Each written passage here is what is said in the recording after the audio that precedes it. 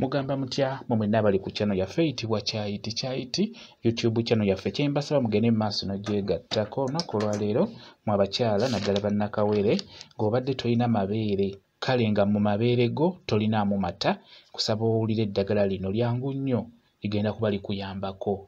Waliwo omukyala gujja okusanga ng'ekyamazima talina bulungi mata oba nga talina mabeere nga temulimu mata bulungi ng'era asumbuyirwa nnyo okuyonsa omwana we. N'olwekyo beera ng'oyongera ku mata ago mu mabeere go.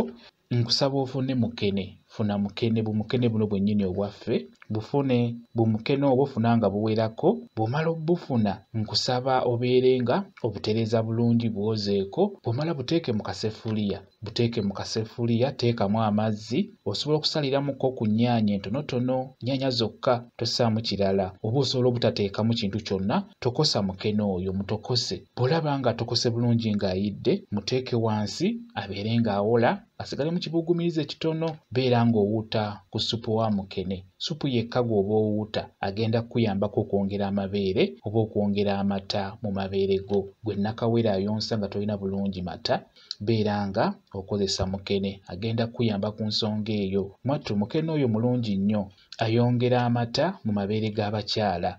Ekyo mbabuulira mubeere nga mumutunuulira, n'obeera nga kale amata ng'ogalina naye ng'oli nnakawere, osobola okubeera ng'ofuna bw'omukene obwo n'obeera ng'obutokosaako, n'obeera ng'owuuta ku ssupu waabwo.